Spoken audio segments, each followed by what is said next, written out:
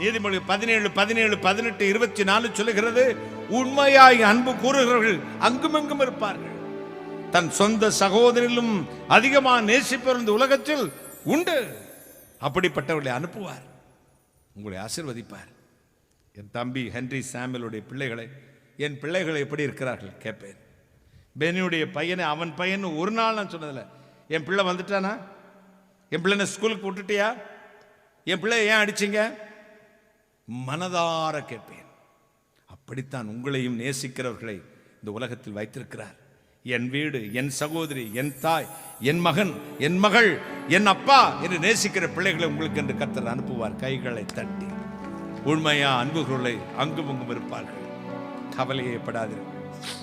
கவலைகள் எல்லாம் பழைய நாட்களுக்குரியவை.